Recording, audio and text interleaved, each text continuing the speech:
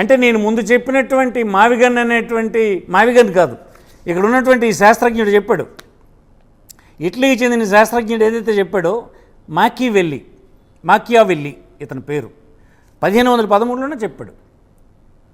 అతను చెప్పినట్టుగా నువ్వు స్ట్రాటజీని మార్చేసావు, ఆ స్ట్రాటజీని ఉపయోగిస్తున్నావు నువ్వు.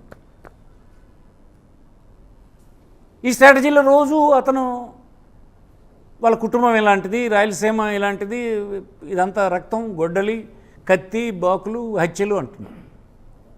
నిజానికి ఇప్పుడు అది ఉందా? రాయలసీమ ప్రాంతంలో అది ఎప్పుడో ముగిసిపోయిన అధ్యాయం. అది రాజశేఖర రెడ్డి కాలంలోనే ఫ్యాక్షనిస్టులందరినీ ఒక చోట చేర్చి అందరినీ కన్విన్స్ చేసి ఆ ప్రాంతంలోనే ఫ్యాక్షనిజం అనేది లేకుండా చేసినటువంటి గొప్ప నాయకుడు రాజశేఖర రెడ్డి. తను నష్టపోయినా కూడా క్షమించే గుణం ఉన్నవాడు కనుక ఆనాడే ఫ్యాక్షనిజం రాయలసీమలో పోయింది. అంతరించిపోయిన ఫ్యాక్షనిజాన్ని మళ్ళీ మీరు 20 సంవత్సరాల తర్వాత జ్ఞాపకం చేస్తున్నారు. జ్ఞాపకం చేసి మీరిప్పుడు ఫ్యాక్షనిజాన్ని మళ్ళీ మీరు తనుకోండి, కొట్టుకోండి అని చెప్పినట్టుగా ఉంది తప్ప,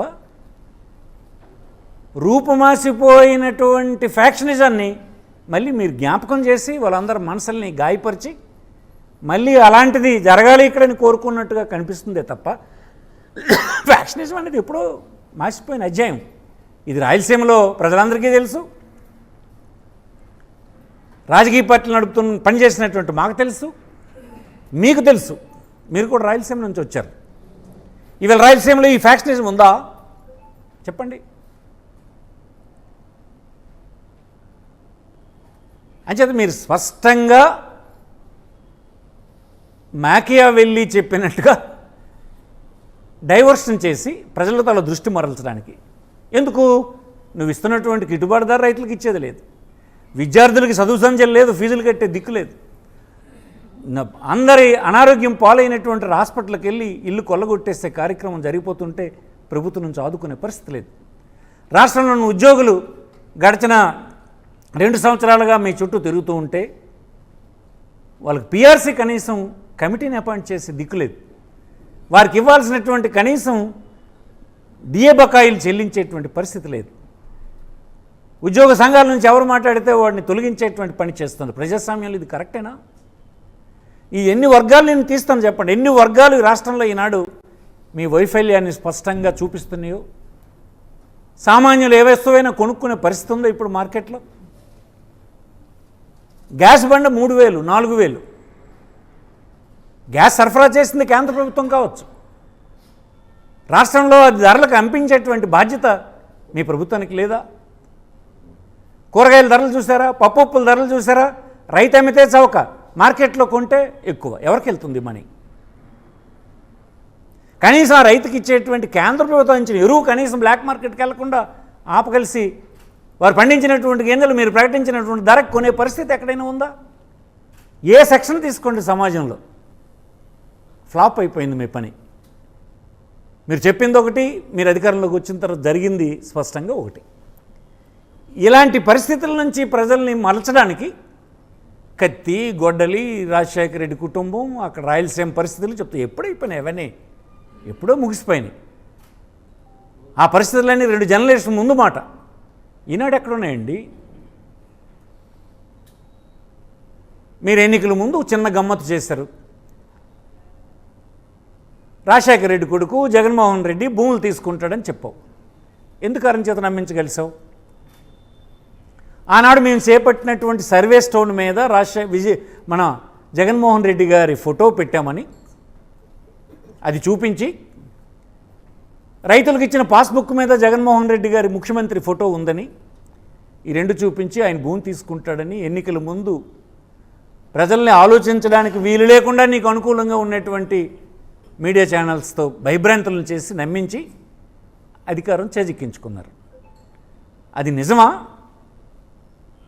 జగన్మోహన్ రెడ్డి గారే కాదు, ఈ దేశంలో ఈ రాజ్యాంగ పరిధిలో పనిచేస్తున్నటువంటి ఎవరైనా అలాగ భూమి తీసుకునే అవకాశం ఉందా? ఇన్ని సంవత్సరాలు ముఖ్యమంత్రిగా పనిచేసినటువంటి మీరు, రెవెన్యూ మంత్రిగా పనిచేసిన అనుభవం ఉన్నటువంటి మీరు చెప్పగలరా? ఆనాడు మీరు విజయం సాధించారు. కొన్ని సందర్భాల్లో ప్రజలు కొన్ని తొత్రపాట్లకు గురవుతారు. అంత మాత్రం చేత అవి వాస్తవాలు అయిపోవు. ఆనాడు ఎందుకు వేసాము? 100 సంవత్సరాలుగా ఈ రాష్ట్రంలో సర్వే జరగకపోతే మళ్ళీ జగన్మోహన్ రెడ్డి గారి కాలంలో సర్వే జరిగిందనేటువంటి ఒక స్టోను ఉంటే భవిష్యత్ జనరేషన్స్ ఎప్పుడైనా ఇది కరెక్ట్గా జరిగినటువంటి సర్వే స్టోన్, ఇది నా హద్దులు ఇవి అని చెప్పుకోవడానికి వీలుంటుంది. అనేకమైనటువంటి రాళ్ళు ఉన్నప్పుడు గుర్తించడానికి ఈ రాయి ఉపయోగపడుతుంది అనేటువంటి దృష్టితో వేసినంత మాత్రాన మీరు ఎన్నికల్లో దాన్ని ప్రజల్లో అపోహలు క్రియేట్ చేసి భయభ్రాంతులకు గురి చేసి ఓటేయించుకోగలిశారు. అలాగే అన్నిసార్లు మీకు కుదిరిపోద్ది అనుకుంటున్నారా? ఈనాడు అధికారంలో ఉండేటువంటి ఏ రాజకీయ పార్టీ అయినా అధికారం వచ్చిన తర్వాత ఓట్లు వేయడానికి ఇతరులను బెదిరించి, ఇతరులను చూపించి బెదిరించి ఓటేయించుకోవడానికి కుదరదు. నీ పెర్ఫార్మెన్స్ మీద ఓటు అడగాల్సి ఉంటుంది. మీరు రాబోతున్న 5 సంవత్సరాల్లో మీరు చేసినటువంటి ఘనకార్యాల వల్ల, ప్రజలకు జరిగిన గొప్పతనం వల్ల, ప్రజలకు జరిగిన మేలు వలన, ప్రజల ప్రమాణాలు పెరుగుదల వల్ల మీ వలన పెరిగితే అలాంటివన్నీ చూపించి మీరు ఓటు అడగగలరే తప్ప భయపెట్టి ఓటు, ఇతరులను ప్రతిపక్షాలకి బూచి చూపించి మీరు ఓటు సంపాదిస్తామంటే అధికారంలో ఉన్ననాడు ప్రజాస్వామ్యంలో మీ పెర్ఫార్మెన్స్ చూస్తారు తప్ప ఇవన్నీ చూడరండి. మీకు మీ స్ట్రాటజీ అంతా ఓల్డ్ స్ట్రాటజీ. ఎప్పుడో 1500 సంవత్సరం, ఒక 1500 అంటే 400, 500 క్రితం సంవత్సరాల స్ట్రాటజీని మీరు ఇప్పుడు అమలు చేస్తున్నారు. అది కాకపోతే ఈనాడు మీరు చెప్పాల్సిందేంటి? మీరు శ్రీకాకుళం మొన్న వచ్చారు, 2 సంవత్సరాల తర్వాత ముఖ్యమంత్రి వచ్చాడని అందరూ ఉత్సాహంగా, మీ పార్టీ నాయకులే, మా ముఖ్యమంత్రి గారు ఇక్కడ ఈ జిల్లా ప్రయోజనాల కోసం ఏదైనా ప్రకటిస్తారని వెళ్తే మీరు ఒక కంపు పట్టుకొని వివిధ ప్రాంతాల నుంచి తెచ్చిన చెత్త అక్కడే పోయించి ఆ చెత్త తుడిచినట్టు ఒక ఫోటో తీయించుకొని మీరు వెళ్ళిపోతారా? ఇదా మీ నుంచి ఎక్స్పెక్ట్ చేసింది శ్రీకాకుళం ప్రజలు?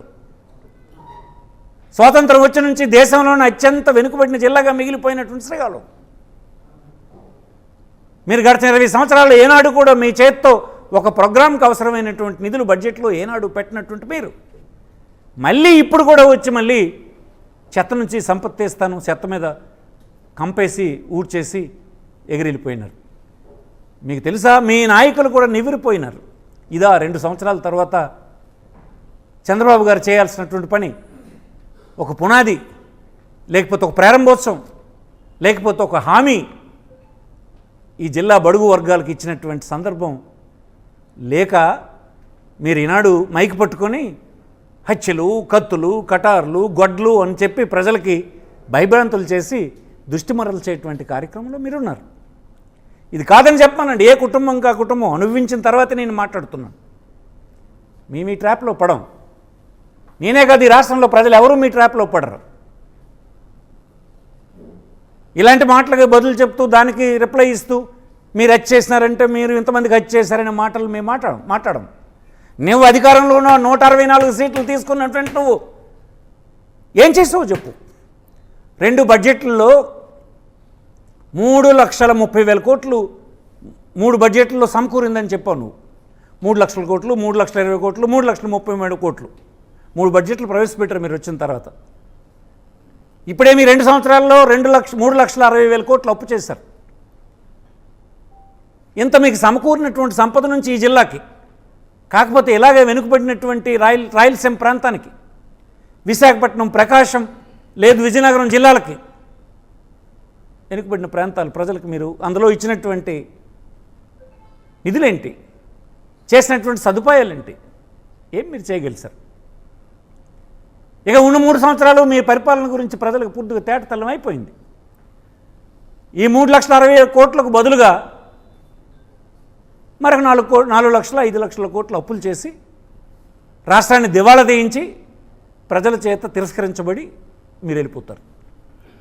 అదే కదా మీరు చేసినటువంటి నిర్వాకం. ఒక మాట చెప్పలేకపోతున్నారే, నా పరిపాలనలో ఇది జరిగింది, నా పరిపాలనలో ఈ సంస్కరణ తెచ్చాను, నా పరిపాలనలో ఇది సరిదిద్దాను అని ఒక మాట చెప్పలేని స్థితిలో ఉన్న మీరు ఎప్పుడో సమసిపోయినటువంటి ఫ్రాక్షన్ రాజకీయాలు మళ్ళీ జ్ఞాపకం చేసి తప్పించుకోవాలని చూస్తున్నారా? కుదరదని మనం చేస్తున్నాం. ప్రజలంతా అమాయకంగా ఏం లేరు. మీకెంతో వెరితలలు వేసి ఎక్స్ట్రాడినరీ సపోర్ట్ అందించిన ఉద్యోగులను అడగండి ఈనాడు. మేము ఆఫీసులకు వెళ్తే మమ్మల్ని అడుగుతున్నారు, మీరైనా మా తరఫున అడగరా? ఇది ప్రజాస్వామ్య రాష్ట్రం కాదా? కనీసం పిఆర్సీ వేయమని మీరు చెప్పరా? మాకు ఇవ్వాల్సినటువంటి డిఎల్ ఇవ్వరా? మేము కుటుంబాలు కాదా? ఈ రాష్ట్రంలో మా కుటుంబ సభ్యులు ఓటర్లు కాదా? మా పరిపాలన ఈ ప్రభుత్వానికి బాధ్యత లేదా అని అడుగుతున్నారంటే ఎంత దిగజారిపోయిందో చూడండి. హాస్పిటల్కి వెళ్ళండి, ఏ హాస్పిటల్కి ఏ నిరుపేద వెళ్ళినా ఆరోగ్యశ్రీ అని పేరు పెడుతున్నారు. ముందే డబ్బు కలెక్ట్ చేస్తారు, తర్వాత ఆరోగ్యశ్రీ క్లెయిమ్ చేస్తారు. ఎందుకంటే మీరు డబ్బు ఇవ్వరు అని హాస్పిటల్ యాజమాన్యాలు ముందే డబ్బు కలెక్ట్ చేస్తారు. ఏదంటే ఇది ఇంతే ఆరోగ్యశ్రీ అంటున్నారు. మీరు దాన్ని సూపర్వైజ్ చేసి అడిగేటువంటి దిక్కుందా? ఘోరమైనటువంటి ఇదొస్తే, విపత్తు వస్తే